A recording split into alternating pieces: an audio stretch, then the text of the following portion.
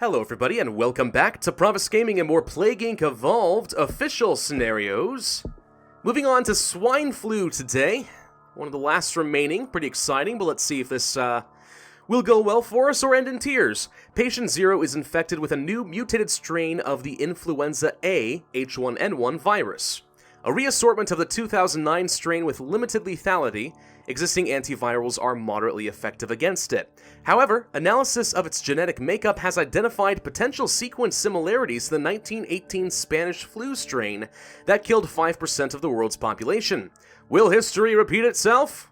Well, I'm hoping to get a heck of a lot more than 5% of the population dead, but okay. We'll see what we can do with that. So, we have a virus type, no real choice in the matter, so just go for a pretty standard build-up here, I think. ATP boost, Darwinist. Is kind of a questionable choice. I think it can work out really well for you, but in my practice games I found that you can get very, very frequent mutations, which, depending on what stage of the game you're in, that can be good, save you a ton of DNA, or it can royally screw you over. So Darwinist is kind of a double-edged sword here. If you're having a lot of trouble, maybe switch to genetic mimic or something like that if you want. Or maybe base oxidation for a chance to get free transmissions, you never know. Aquasite, of course, I'm trying for extremophile, although hydrophile would certainly be an option. And transstasis because we are going to go for a very transmission-heavy build. Played on Mega Brutal, it's called H1N1 flu by default. You are a new strain of swine flu that has mutated. The failure in 2009 must not be repeated. And it shall not. Let's start off in India. India is a starting location that's been growing on me a little bit lately. I still like Saudi Arabia quite a bit, but India can get you around. There's really not much wrong with India. Alright, before we go any further, let's go ahead and spend some of our points before we hit that red bubble. We will be going for Droplets 2. We already start off with Droplets 1. We also started off with Swine 1, which makes sense. It is a swine flu. But eventually we'll be able to work our way down some rural path. There's also birds, so it can become kind of a bird flu. You know, influenza, stuff like that. We also have blood, water, and air. Nothing too unusual there. For symptoms, we actually start off with several different ones. We start off with pneumonia, coughing, sneezing, pharyngitis, fever, and headache. All pretty okay. A little bit of severity to start us off, a teensy bit of lethality, which means we're going to get detected kind of early on, but not terrible. I mean, this is a pretty modest start. It's kind of like the Black Death and stuff in that it starts you off with several different mutations. You could devolve them if you want to, but I'm not sure it's worth spending that much DNA, especially since these are relatively mild. What we're going to find here, though, is that there are several pretty mild traits. Some of them are a little bit lethal, but nothing too crazy here. What you're going to have to do eventually is go to the abilities tree here, and there will be a hidden thing right here. I think it's called Historic Reassortment or something like that. I don't know. It happens once you unlock Bird 1. You will find a new ability unlocked, and that's going to unlock a whole bunch of lethal options for you, which is pretty good if you're looking for lethality, but the timing of evolving that is going to be very important just to make sure you don't get too lethal too quickly, so pay attention to that. Besides the basic stuff for the virus, we also have access to bacterial pneumonia. Pathogen damages pulmonary lining, allowing lethal secondary bacterial infections. Antibiotics will reduce impact. Very lethal ability. I really don't anticipate that I'm going to take that until I'm about ready to win the game, but it's certainly there if you want it. Alright, so starting off in India, we're going to save up for swines, I think. We're going to go for a lot of transmission early on in the game. We do have that transstasis after all. And one of the things that's going to kill you in this scenario, I have found, is just getting into an island. There's always one that wants to hold out on you, so getting a lot of infectivity pretty early on is going to be very important. We're going to be going for as much rural and humid transmission as possible, I think. So saving up for things like livestock makes a lot of sense. India is not considered to be impoverished, so blood is not as good of an option. It's much better to go for, let's say, water 1 next. Try to get that humidity going, possibly get on a boat, you never know, could be helpful. Work toward that extreme bioaerosol, eventually we'll pick up the birds. Stuff like that. Nothing too crazy, we just want to have a good, strong start in our host country so that we will be able to hit critical mass a little bit faster. At least that is the idea. Greenland, the Caribbean, and New Zealand have been the ones that have held out on me on the past. We'll go ahead and save up for water 2, I think. There you go, grab that, we'll save up. Actually, let's just go straight for extreme bioaerosol. Pulmonary fibrosis, that's a little bit of extra lethality. Okay, not ideal, but it's going to happen eventually.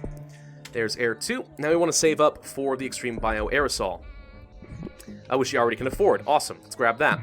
Could grab some more livestock, wouldn't be so bad. We could also grab a level of birds, and I'm going to go ahead and do that, because now we're getting around a fair bit. Going Gonna keep going for as much infectivity as possible, but pretty soon we want to look at getting some more resistances.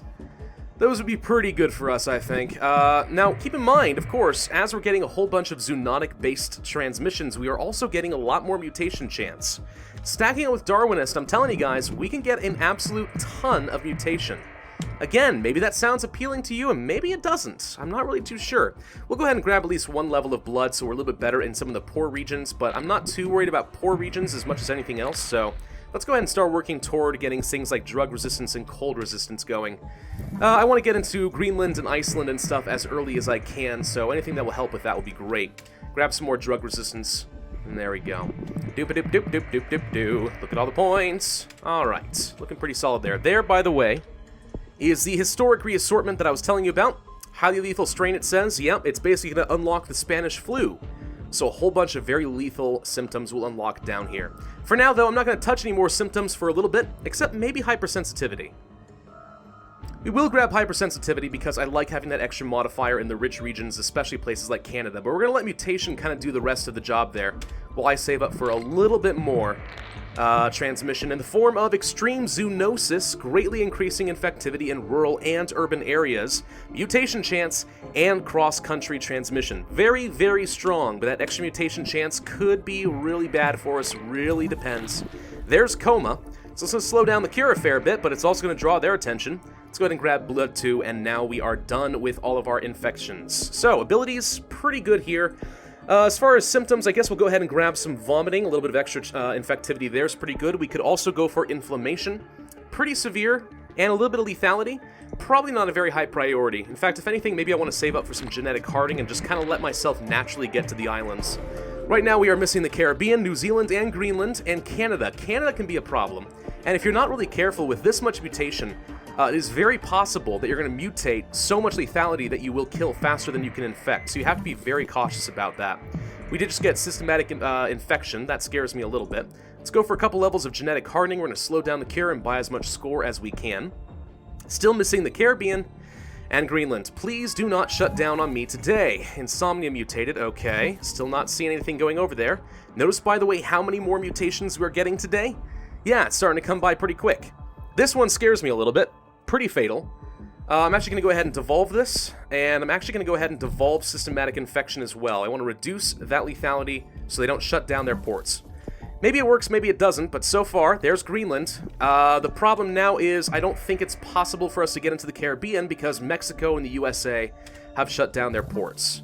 So it looks to me like this is going to be a loss, and yep, they've just closed down, so I'm going to have to go ahead and restart, and I will meet you guys back here in a minute. Okay, so I followed the exact same strategy, and now we have gotten into everything. The Caribbean, Greenland. Okay, that's pretty good. Still missing out on the genetic hardening, and I haven't done everything as far as symptoms, but you can see things have mutated a little bit differently than they did before.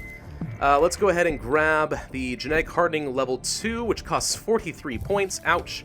But now we're going to hope that we can infect faster than we can kill, and that mutation carries us the rest of the way to still get 3 stars. Let's go ahead and unlock the historic reassortment. And that will unlock epistaxis, which will unlock a whole bunch of other stuff, which is extremely deadly. Mutation will get us the rest of the way. There's one that leads to hemoptysis. Fatal in extreme cases, it says. That's fine. We're going to go ahead and grab diarrhea because I want to force a little bit of extra infectivity, but now we are maxed out. Little worried about places like Canada and Greenland right now.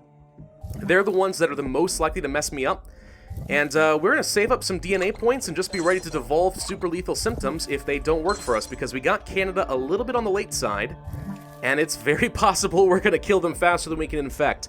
Pulmonary hemorrhage, lots of stuff, already mutating right now. Hemorrhagic shock, cytokine storm, positive feedback loop between cytokines and immune cells causes fatal immune reaction. Can also offer insight into cure development, incredibly lethal, odds are very good we're going to get that in just a moment. And that's one of the things I really want to shut down. Now, I can save up some points for some genetic reshuffles. I'm not worried about that. I just need to make sure that we're not killing too quickly in Canada. That's the only thing that I care about right now. Everything else, I'm saving up. Surprisingly, haven't gotten this yet, but we're about to. Starting to hit critical mass here in Canada. Okay, good, good, good. Finland is an anarchy. All right. There's cytokine storm. We're going to kill a lot faster now, but that's actually perfectly fine with me. At this point, we've got it. Let's go ahead and go for our genetic reshuffles, all 3 of them. And if I get any more points, I'll go ahead and upgrade bacterial pneumonia just for that extra little bit of lethality, which is going to cost 39 DNA. Probably not very likely. At this point, though, we have a pretty reasonable amount of lethality now that we have unlocked the Spanish flu. 50% cure progress is pretty good. Go ahead and grab that bacterial pneumonia. Nothing else really for us to get on the symptoms except for total organ failure, and odds are pretty good that will mutate. There it is, right there, see? It's almost as if I played this scenario before and I have some idea of how the timing's going to work. But there we go. 50% cure progress is not half bad. We're going to beat it within a year. I think this is going to be 3 stars. If I had to guess. On second attempt, that's not bad. 51% cure. Okay, as long as it's less than 60. And yes, sure enough, 3 stars. Not too bad. Swine flu is, not really that hard, in my opinion. Just be aware they're going to detect you fairly early on because you have that severity. Hope you don't mutate too much lethality, and don't get the Spanish flu stuff unlocked until you have gotten into every island at the very least. Go for as much transmission as you can, and otherwise, it seems like you'll be in pretty decent shape. Less than a year, 51%, 68,000 points.